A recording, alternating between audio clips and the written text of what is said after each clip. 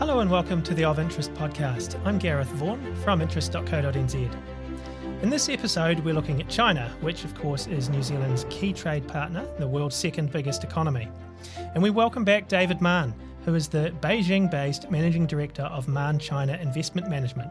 Last time we spoke with David was February, with the focus then very much on the Chinese government's move away from its zero COVID policy as life got back to normal.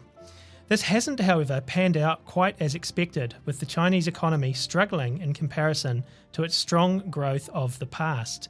Hi, David, and welcome to the Of Interest podcast. It's great to have you with us again. Hello, Gareth. It's good to be back.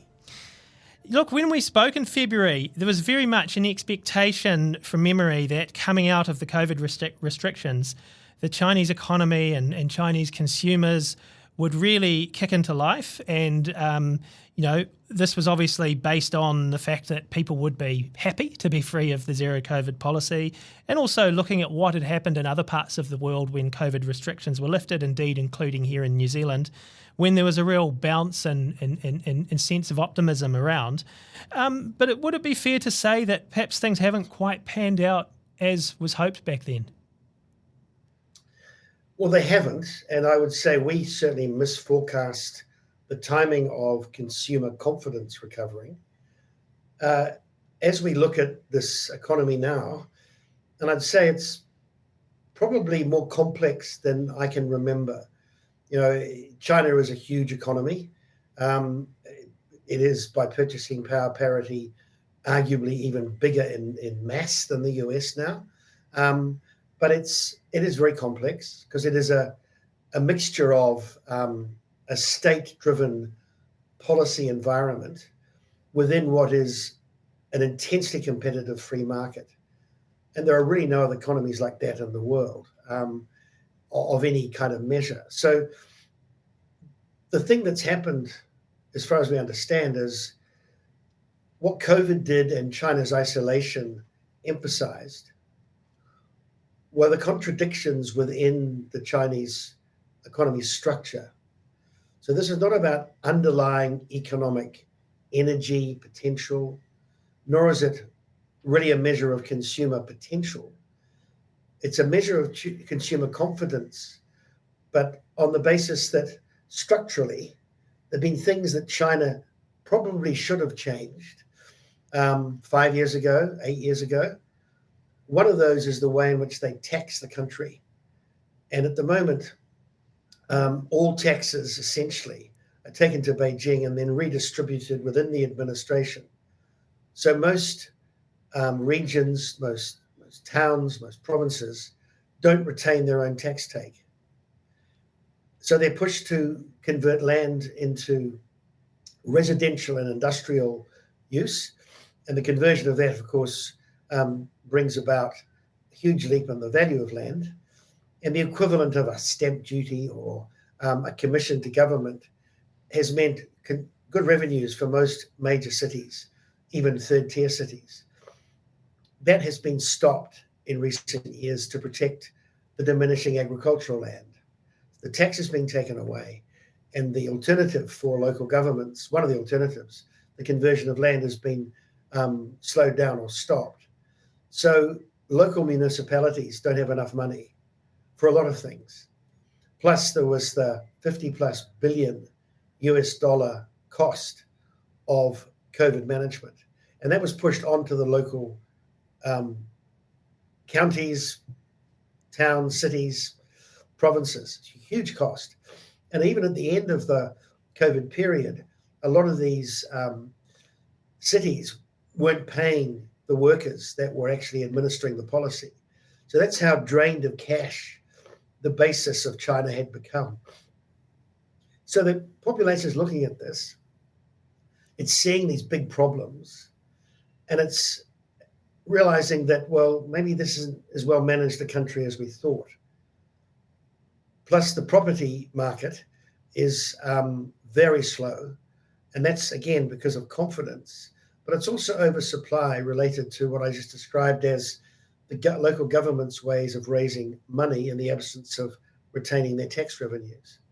So those are a few of the factors, and there's an existential factor of the US-China tensions, which does play on the minds of middle-class people in China.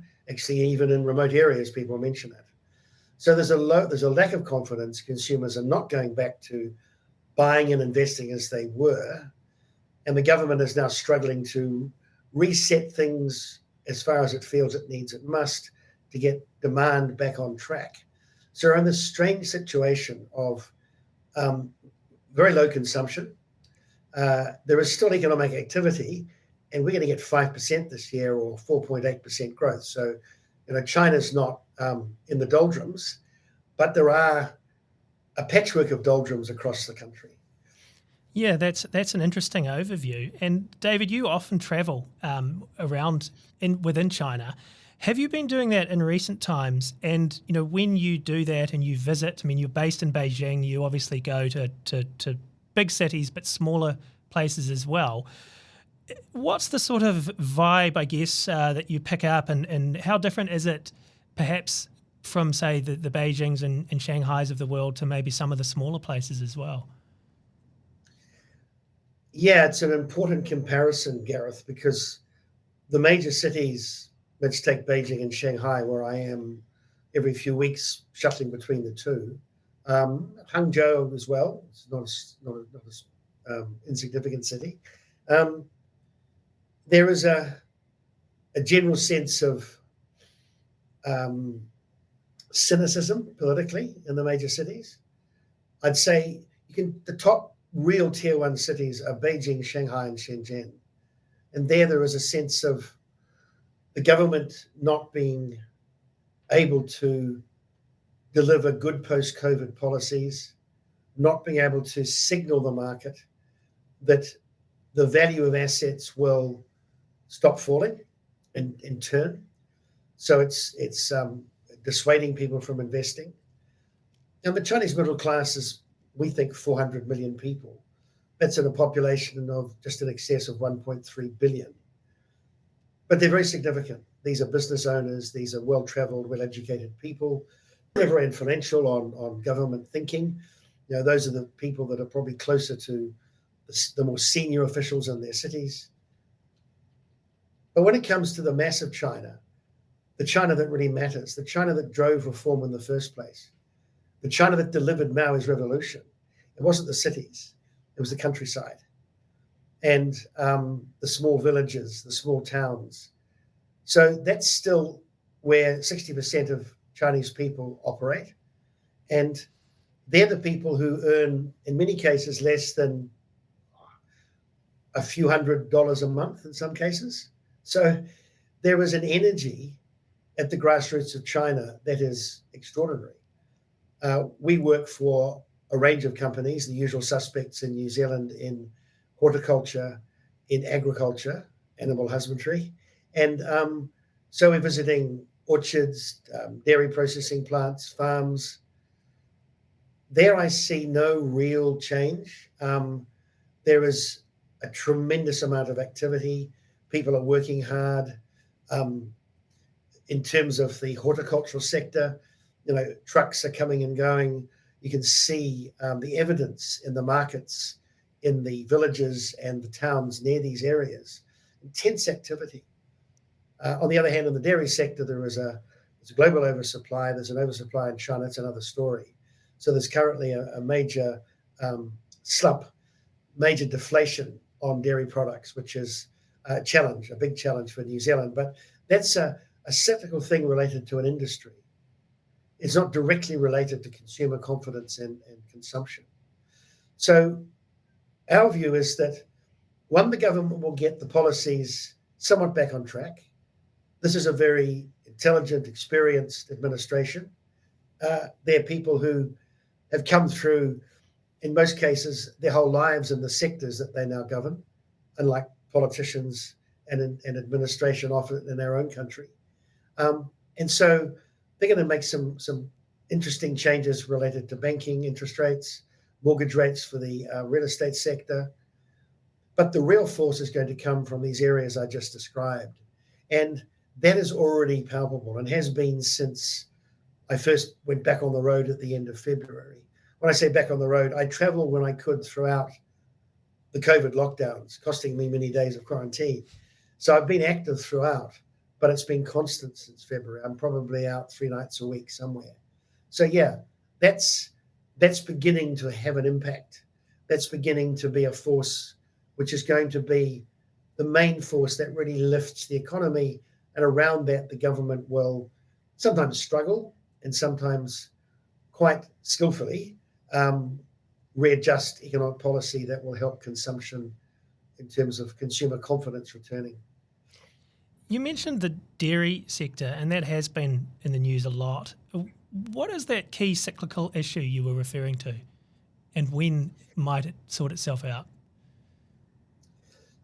I think when I say cyclical, let's perhaps be specific to the COVID impact globally. Consumption of dairy products in many parts of the world did go down.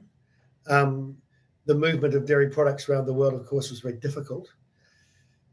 China has its own dynamic, and that is that combined with the fact that there were lower consumption of many dairy products during COVID, there was also an acceleration of China's desire to be as independent in food production as it can. And while people rush to judge this as a command economic foolishness, see it as being protectionist and anti-global, anti-free markets globally, China's been taught that it cannot trust supply from the world. America's sanctions, which have achieved almost nothing except hurt the American economy until recently, and it has had an impact more recently on the Chinese economy, is pushing China to consider very much, well, what happens if we cut off food supply? Dairy products are a commodity globally. They normally trade very well, and China was in a very strong position as an importer, substantial importer. Its biggest companies are Fonterra's largest clients globally. So it increased the number of farms. The Chinese government subsidized, within WTO rules, there's many things you can do, and made it very practical for the larger dairy companies to increase their farms. Scale farms now are arguably 60% of milk supply, and the demand really began to fall in China as the global price fell, making it uneconomical for many processing plants to even operate. So milk would arrive at processors, and the only thing they could do is spray it into powder and store it. So a lot of dairy production really slowed down. And so now China has over 500,000 metric tons of whole milk powder in storage. That's the highest in its history. The peak, from what I recall, is, I think after melamine, it got up to about 300,000 metric tons when people would stop consuming because they were frightened that their milk was contaminated. So it's a big problem for everybody. It's a big problem for Chinese producers. It's a problem to some extent for Fonterra. But we have to be clear, while Fonterra has made some big mistakes in China, and the mistakes that we could learn from, Fonterra is a highly successful company in China. One could argue it is the arbiter of the Chinese dairy industry in so many ways. And Fonterra's greatest strength is its quality. The quality of its ingredients and its products are undeniable, and they are superior to so much that's produced here or imported from elsewhere. So with its presence in the market, it's got a very large team, well run out of Shanghai. Fonterra has a great country manager. And I'd say by the way, they don't pay me any money for saying such things, but right now it's a better governed and managed company than I remember in my 20 plus years exposure to it. In terms of the alignment, it's a really strong position here, but they're facing maybe 12 months or more before prices begin to rise for their ingredients. And that's going to have an impact on Fonterra's delivery to farmers. But it is a temporary phase, maybe 18 months at the most conservative. And then, of course, Fonterra will come back because it is too expensive to farm in China ultimately. If you want to compete with the likes of a Fonterra, where the cost of milk in New Zealand is just so competitive in terms of being so low. And New Zealand's about to go to zero tariffs from January next year. Then Fonterra moves ahead of the tariffs on American imports, 15%, and roughly the same out of Europe. So, there's some very good years ahead, and I'm sure that Fonterra will adjust to those. But yeah, it's an interesting dynamic for not only our largest trading partner, but our biggest company and our largest trading partner. Yeah, that is interesting. One of the things I've seen, or news items I've seen repeatedly coming out of China over your summer there, has been stories about floods. Now, we spoke in August of last year, and at that point you were in the midst of a drought, and I think at the time you said the hottest summer in the whole time you'd been there, dating back to 1984. So how bad have the floods been this year, and have they damaged any key food-growing regions significantly? I don't know the extent of the damage in terms of, a sort of net yield from a province or a region, but certainly they've had an impact. China's always suffered from floods. It has some very large rivers. The volume that builds up in those rivers with heavy rainfall is considerable. I mean, between the Yangtze and the Yellow River, you've got these conduits into the heartlands of China. Chinese civilization evolved around rivers, where always there are major catastrophes when you get high rainfall, partly because civilization did grow around rivers and stayed there. So cities and huge cohorts of urban China are close to these major rivers. So yeah, it's been an issue. Much dramatized, almost politicized. The floods in Beijing, for instance, took place at the very edges of Beijing. And the city's about the size of the country of Luxembourg. It's a huge city, 26 million people. So the bridges being washed away and people being washed away was right out at the edge of the mountains, where you're into the counties and you've got more villages. You don't have as much sophisticated infrastructure. The population's thinner. But it was made to look like downtown Beijing. And this is the way the Western media will take any chance to demonize China or to make it look a bad place. They do it to India too. They'll report catastrophe, illness, gang rapes, horrible things as if they're a common occurrence, which isn't true of India. So China gets it. Developing countries get it. It's part of the developed countries' arrogance, and it's always been so. So that's the way it was reported. Yes, it was serious, and there were some extremely heavy rainfalls. We've had typhoons coming in almost in succession recently, hitting southeast China and the south. I was in Hong Kong in its heaviest rainfall of 140 years, only 10 days ago. So it's been severe, as it is all over the world. We're on the threshold of a period of climate change where a lot of very dramatic things are happening. New Zealand suffered this too, with heavy rainfall and, of course, major crop damage. So it is an important thing. But at this stage, I'm not seeing any forecasts for the autumn harvest that is lower than it would have otherwise been.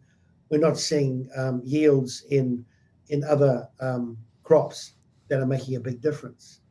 But it doesn't mean that we should underestimate or underplay the impact of global warming and climate change in China, and how, in many ways, much more aware of it people in China are. And there's almost no denial. There's no debate here. The world's getting hotter and one must do something about it. Whatever you can on the carbon front, but also it's here. So how do we deal with the impact next year or next month? So in that sense, it's interesting how much is being done, and it is serious. I mean, June, the month of June, the mornings are normally quite cool. You might get up into the 20s, high 20s during the day. We had 2 weeks of in and out of 40, 42 degrees for hours in the middle of the day. It's extraordinary. So, this is if there are many barometers of climate change globally, China and Chinese cities particularly are quite interesting versions of that. Yeah, absolutely. And I mean, you're saying that, there's not really any debate about climate change, that people are seeing this and they believe the climate is changing. What's actually, I mean, at a sort of government level, what's being done? I mean, obviously we have our Net Zero Act in New Zealand. We're trying to be net zero by 2050, which is common in quite a few places around the world. What do you really see visibly in China in terms of, is there a push to decarbonise, for example? It's the largest drive on earth. I mean, first of all, the West exported all its polluting industries to China in the 90s and the early part of the century. And then they judged China for being polluted. It's hard put to find a major polluting industry around any major city in the West, whether it's large textiles factories, which are hugely polluting, forges, great big bits of metal being slammed by huge machines, just general steelworks, manufacturing and working of metal. It's extraordinary. China has all those industries now, which is part of the reason it became the factory to the world. But what China's been doing in the last 8 years is very impressive. I recall, I think it was 7 years ago, we were visiting investments we were managing for our clients in Hebei and Shandong provinces. So Hebei, the province around Beijing where I am today, and Shandong, which is to the southeast. We found in the cities we were visiting, and it was an anecdotal take at the time, a number of factories weren't operating. You could especially tell at nighttime, they were dark. And I queried the managers of the businesses we were talking to. And they said, yes, well, they failed to meet the requirement to switch to gas. So anyone that was still running coal-fired systems, and many factories in China have their own coal-fired energy systems, basically had to turn off. That was it. No quarter given. So China has moved a huge part of its industry to gas that comes out of Central Asia and comes out of Russia. These are long-established pipelines, and China spent a lot of money, billions, in building them. So over 50% of energy in China is now coming from sustainable resources. China accounts, I think, for 20 or 30% of wind and solar power technology. Also, unlike many parts of the world where people struggle to put huge concentrations of either solar or wind turbines in place, there are whole forests of them, thousands, tens of thousands. When you go west, you just drive past these science fiction-like clusters of these massive wind turbines. So China's harnessing sustainable energy. It is also, I should say, building more nuclear plants, and that has its issues. But in general terms, China is determined to do what it can to be as carbon neutral as any country is aspiring to be. One of the objectives is 2030 on vehicles. 30% of Chinese vehicles are now electric vehicles. China leads the world in electric vehicle technology, and Chinese auto companies now surpass the biggest in the world. So in terms of even just Mercedes, BMW, Ford, GM, car companies that are still largely producing internal combustion engines, China is the largest exporter of vehicles globally, and a large minority of those are electric vehicles. So by 2030, China will be running electric vehicles or hybrids. So this is the upside of an economy where the government is more involved and can set policy through strategies that aren't challenged by the cycle of elections. I'm no fan of an authoritarian system, and democracy is our very precious legacy. But in China, it is not the case. And the one benefit of the system they've got is they can do things like this by mandate. Yeah, absolutely. One of the other stories economically coming out of China in recent times has been that fears around deflation, with some of the stats dipping into deflation and slightly above it perhaps. What's the sense, I guess, on the ground in terms of is there deflation in China, and is it a concern in the months and years ahead? No, Chinese demand is being delayed. This is not a situation like the West where people have very few household savings. They've got a lot of their capital bound up in relatively illiquid investments, property, where you've got the problem of high interest rates. So it's very difficult for people to often even manage the assets that they have invested in because the interest rates are rising beyond what they forecast. The aggregate savings rates in China are 40%. They're the highest in the world. Now, part of that is because China's public spending, its social welfare structure, its investment in health, in pensions, even in education, is not as high as a Western country. And so people hoard cash, excuse me, in order to cover those things for their kids or in their retirement. So a lot of that is a savings based on anxiety. But on the other hand, a significant portion of that money is just Chinese consumers waiting until markets bottom out. When I say markets, the sectors that are important to their idea of saving and building their wealth and prosperity. Number one being the property sector. So people are not big investing in property those that have one house. Normally it's very difficult to get a mortgage for a second house. So you have to actually buy with cash. The banks have changed that in order to bring some energy back into the property sector. So interest rates have been lowered and the requirements for second properties have been loosened. Already we're seeing recovery in the province of Zhejiang, where we have an office. We have an office in Ningbo. There is probably Zhejiang is the most successful province in China. It was the one with the least state-owned fewest state-owned industries at the change of reform years under Deng Xiaoping. So it was a blank slate. The communes converted into township enterprises and into factories. So when it comes to an aggregate middle class, when it comes to a range and sophistication of manufacturing, Zhejiang is a very powerful province. It's an exporting province, and it's a center of manufacturing and services for the domestic market. So these are very wealthy and discerning property investors.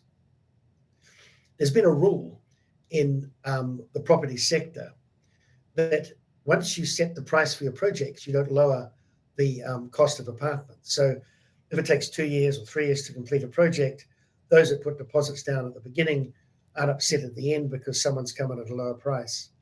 Well, in a city called, not an insignificant town, I would say a third-tier city in Zhejiang, Jinhua City, lowered big property developments lowered their cost of their apartments, regardless of the fact that citizens already had deposits at a price that was higher. So people started to buy, and gradually momentum built up, and then it really began to change. And the property sector of that city began to recover to a palpable degree. Then it spread to Ningbo, and it spread to Hangzhou, where companies just put aside the fact that they didn't want to upset the later buyers of their assets.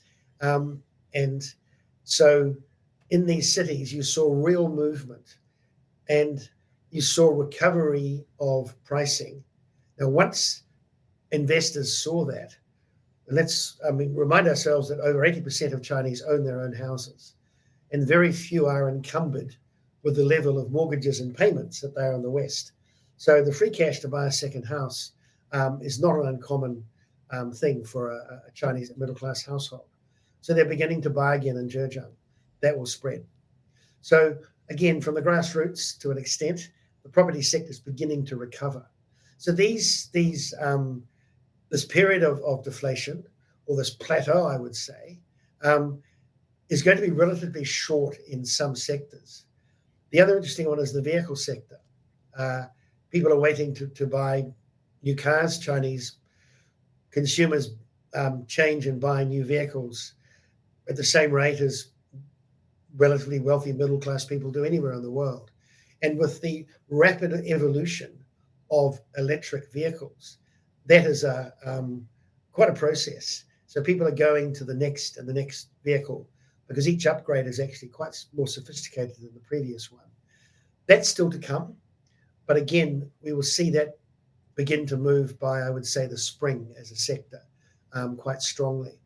So there is a measure of recovery in a patchwork across China.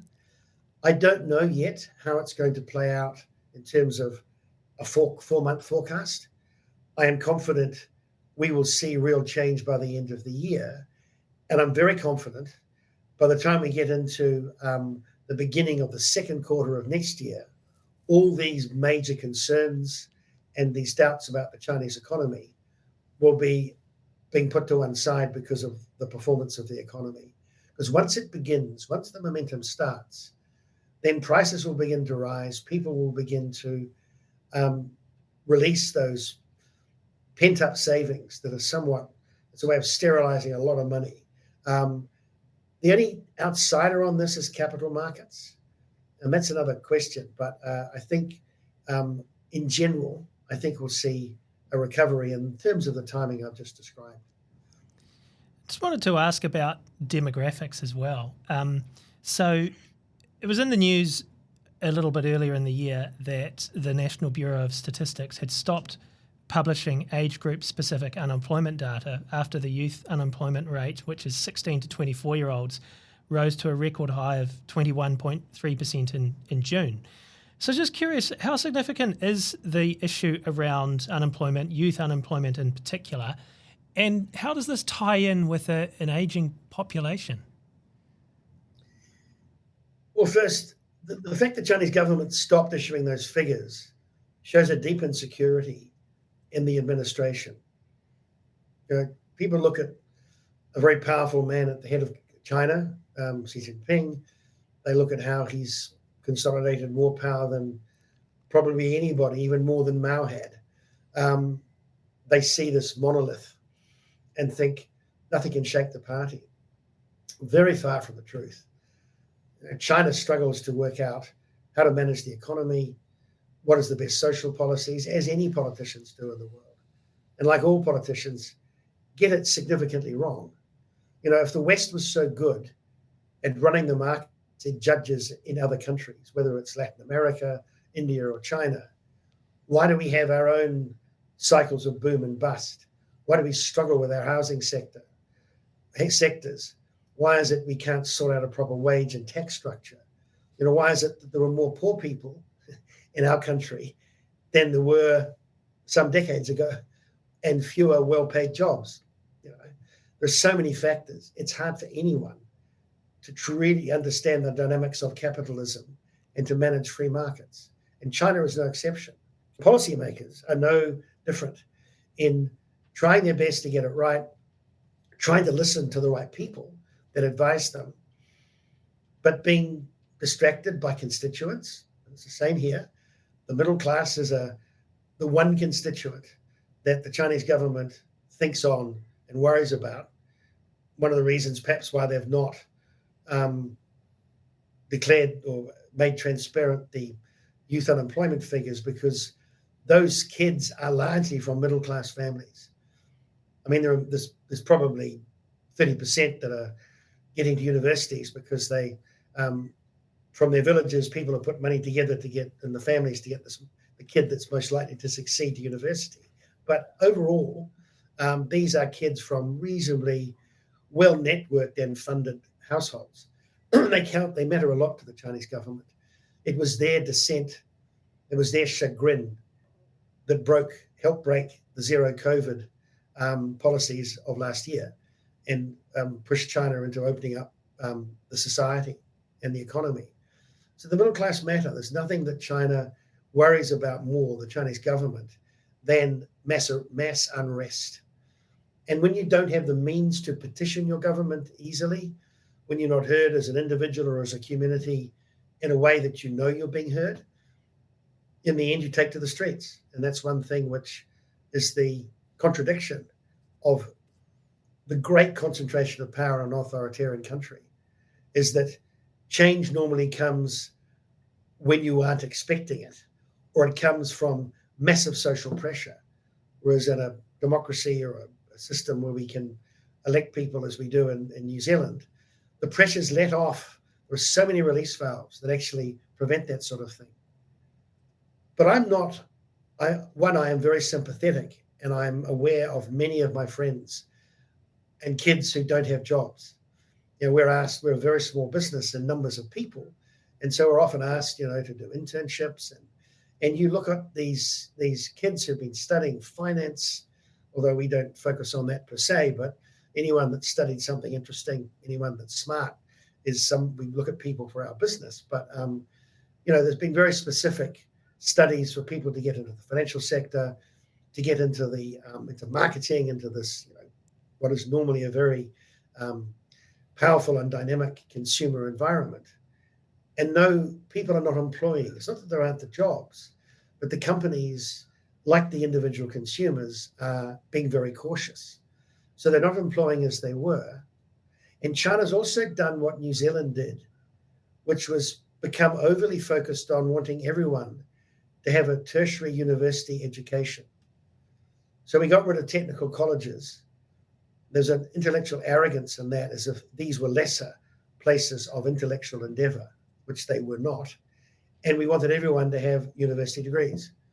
In the end, we've created a dynamic in a minor way that China faces. You want people studying in technical colleges for applicable skills that are in major industries, major companies. There are so many areas where training would have meant a lot of these kids would have actually ended up getting jobs. It's a mismatch, not of employment opportunities per se, but it's often a mismatch of expectations and how those expectations may be met. So people are employed. There are too many people employed in some areas where there will not be jobs. Perhaps financial skills, accounting, etc. would be that. The number of lawyers, I think, probably is like many countries, probably not as bad yet, but there are probably too many lawyers in the wrong cities. But kids will begin to move around. These are children who come from families with networks. That's how they got them to universities in the first place. In a way, family wealth is one thing, but networks in families are probably even greater form of wealth when it comes to vocation for young people. These people will get employed. I was in Heilongjiang Province, up on the Russian border only 10 days ago, and in a city called Chichihar, looking at a dairy project. And that is maybe a fourth tier city. It's a long way away, minus 30 plus in the winter, in the sort of grasslands up there. And the factory salaries were about 2,000 renminbi a month last year. They're now offering as much as 5,000 to bring semi-skilled and skilled workers to the factories. So in another way, I'm not saying that every university graduate is going to work in a factory, but there are a lot of jobs that are struggling to find good people, because the demographic contradiction is the Chinese birth rate is falling, and it's falling quite steadily at the moment. It's not about the fecundity or virility of a nation. It's economic. But people can't afford to have more than one kid. The cost of education is too high. The cost of making up for what the medical system can't deliver is too high.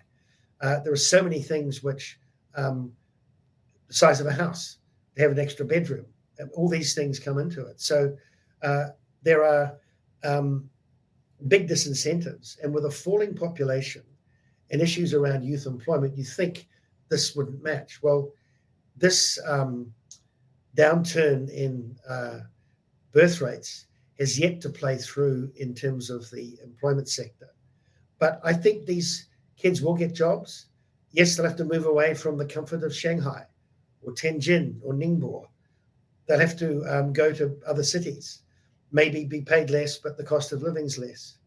Like I think people in any large economy, like the US, tend to do. Mobility to seek jobs in affordable places and then try and work your way back to the more affluent cities is not an uncommon model. And China is probably one of the most mobile countries when it comes to labor.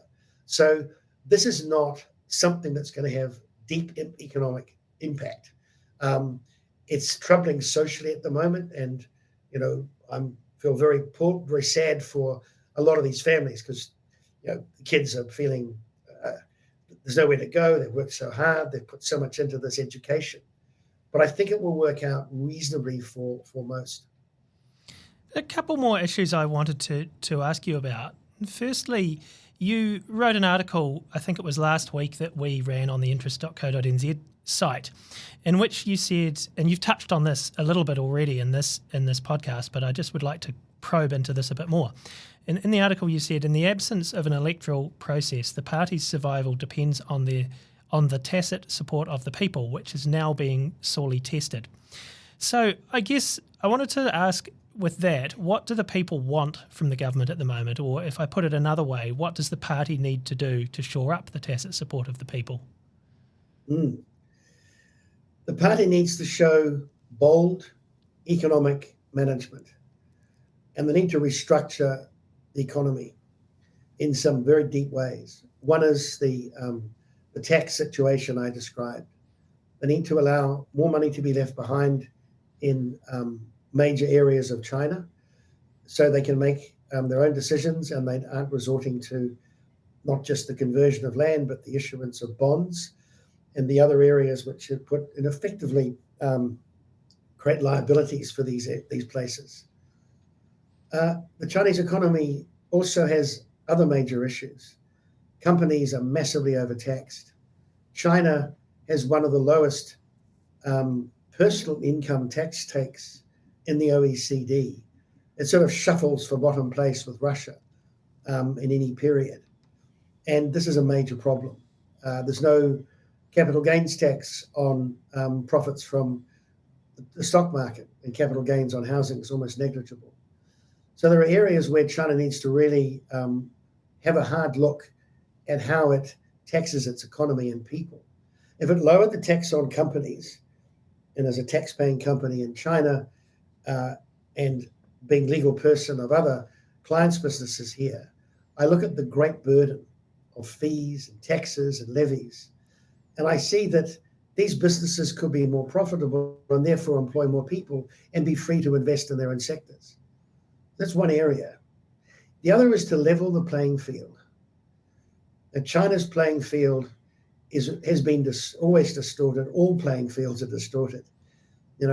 We shouldn't, you can't begin to look at the West and not see an amazing landscape of inequity. The massive concentrations in the financial sector of big banks, big financial institutions, monopolies in countries, even our own. Look at building materials. There are areas where the West has allowed major monopolies. Technology, we live in a monopolized technological world, whether it's Cisco or Apple, whether it's Microsoft. So we shouldn't get too cocky about looking at countries where there are major monopolies. But in China, there are things they could do to change that. One is to not give the same benefits to the state-owned sector as they currently do, to reduce those, to make them more accountable, to require them to pay a larger dividend for the fact that they are the beneficiaries of the people's money and taxes to run in many cases, monopoly interests. The Chinese dairy industry is a monopoly. If you take together the major players, Mengniu, Yili, you throw in a municipally owned country, business like Shanghai Bright, which has its investments in New Zealand. Now, overall, it's a state-owned sector. Junlebao is another example. And so this means that the government is dominating some key sectors in China, and it shouldn't be. They should be creating more competition. They should be allowing the private sector to have a greater influence. Now, don't misunderstand me. 80% of this economy is private sector driven, whether it's tax expenditure, profits, employment, innovation. This is not a state-owned economy, but it is an economy with a state-owned presence that is still too large. I think that will be a major change that could be undertaken reasonably swiftly. And the privatization that could come with that move would also benefit.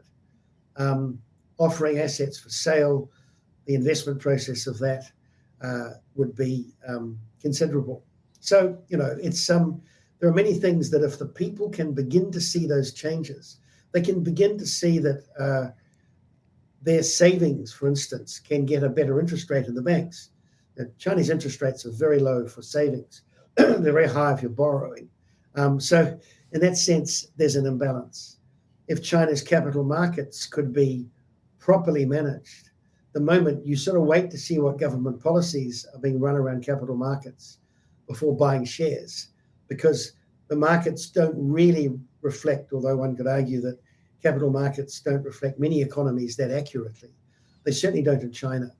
And a large portion of what is listed in China are minority parts of state-owned companies. So there are things which China certainly could do. The other is to change the residency requirements. The hukou or residency system means that you need to be registered in the city that you're working in to get the benefits of education, of healthcare, and other rights that come with citizenship. It's very hard to become a citizen of Beijing or Shanghai or Shenzhen or any major coastal city. So if those were loosened up, then you would increase the mobility of labor and also, where possible, stop pulling down affordable housing, older apartment buildings for speculation. Let those remain so people can come and live affordably and serve the industries, just as Auckland suffers. I mean, Auckland is in a microcosm suffering from the same thing. You need to allow people in lower incomes to live affordably closer to where they work. All these things China can do because the state has so much power. So once people see the beginnings of reforms in those areas, they'll have a lot more confidence in the government. The longer they delay those reforms, and the more there is a sense of tension from people perceiving the inequity that those imbalances bring, then it builds social tension. Finally, I wanted to ask about the tensions with the US, between China and the US, the geopolitical issues there, security issues, and the decoupling that we have seen in recent years. Now, noticeably, President Xi Jinping didn't attend the recent G20 summit in India, which I believe is the first time he has missed a G20 summit. So I'm wondering, do we read much into that? And I'd also noticed just before we started recording, Bloomberg was suggesting that President Xi and President Biden might have a meeting, which would be very interesting, of course. So, I mean, I guess for regular people in China, that middle class you've emphasised a lot today, how concerned are people about the relationship with the US at the moment? I was in a mountain village in Yunnan Province at about 2,500 meters above sea level, looking at a horticultural region. And I had dinner with the local officials.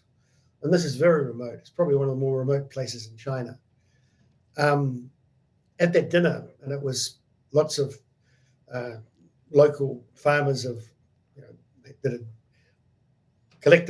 had formed businesses out of the neighbor's land, and many things of scale, people that had reasonable incomes, and as I said, officials that were key, party secretary, the county officials in charge of agriculture, all were asking me about why is it America wants a war with China. And it wasn't a conspiratorial tone. They were generally concerned with the tension that they could sense. There's enough information within the media here, let alone if one has the resources to work online content, which anyone in China can. You can see what's happening in the world, and you can see the huge tensions between America and China. And it worried them because it worried them for their own futures, their kids, their own prosperity. If people living as remotely from the centers of power and commerce are concerned about a dynamic like that, it shows all of China is concerned. It is a factor of the low confidence at the moment, consumer confidence. What if there's another Taiwan situation, a senior American official visiting, or some military exercise? What if, even more, there are more tariffs coming down from the Biden administration? And the Biden administration's tariffs have been built on those of Donald Trump, and they are considerable. They're the sort of tariffs you only apply to someone you're actually at war with, where you're killing each other's citizens. So it's a very serious situation. We are watching an empire, the American empire, in decline, undertaking measures globally to try and stop that slide. It's fumbling in all directions. It sees China partly as the agent of its decline, which isn't true. I don't believe the senior leaders of America believe it, but they need something to tell their people and galvanize their people around the issues that they're facing domestically. So I see this as only getting worse in terms of tension. And for all the visits and meetings, yeah, they're taking place, but no one's lifting sanctions. In fact, if China was more enlightened, they would lift all sanctions off America tomorrow, because they're having no impact, really. And that would be a very strong gesture for globalization, because decoupling is a very stupid thing to be doing. We are in a capitalist ecosystem, which we must navigate. No one country can change it. It's evolving into something, perhaps, but at this stage, we have to go day to day, month to month, and make sure our countries can function as well as they possibly can. And China is no exception. I think anyone running tariff wars, is doing everyone a disfavor. So it's a serious thing, and it worries the Chinese government deeply. And I think America is being reactive. I don't think they have a strategy. They want to break the technology growth of China, that's for sure. It's not working. Huawei's just demonstrated that in the mobile phone sector. In fact, I think yesterday they quietly released a second phone, a foldable phone, that one would argue a 5G phone is now, a leading edge mobile smartphone in the world. So, it's China's going to become an independent tech superpower because it's being isolated, rather than a trader with the rest of the world, creating joint technology and common prosperity. So it's very serious, and Chinese people are aware of it. As to your question around Xi Jinping, it's very hard to say. Anyone that tells you they know what's going on in Yunnan High, unless they're in that top 8 people, is imagining things. We know people that work at high levels for others. They don't know what's happening. I think something is happening. First of all, we see the sacking of the foreign minister. Now, the story I hear is that it was because of a very public affair. And that is something which the party doesn't tolerate. I guess the underscore of that is, if you have an affair privately or secretly or discreetly, it doesn't cost you your job. I don't know. But this was a pretty glaring betrayal. So that could be the reason. Although the foreign minister was the father of the wolf warriors.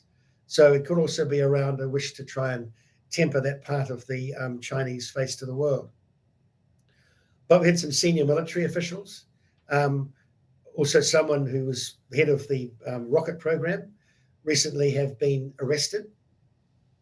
This could be corruption. One of the big issues is still corruption, despite Xi Jinping's anti-corruption campaign, which has been successful in first-tier cities. It is yet to really make a major difference in other parts of China.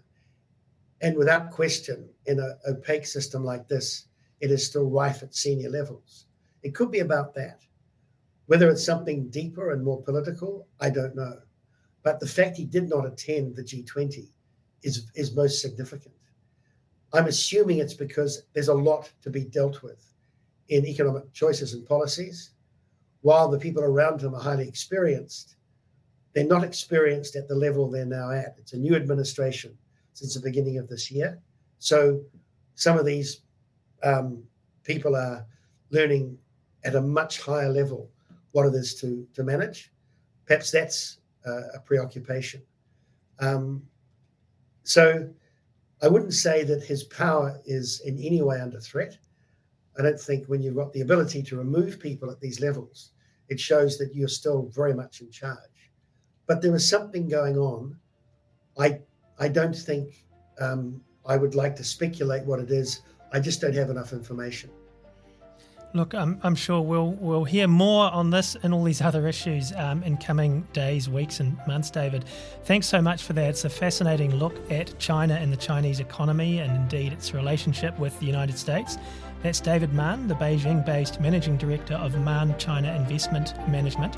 And I'm Gareth Vaughan at interest.co.nz with another episode of our Of Interest podcast.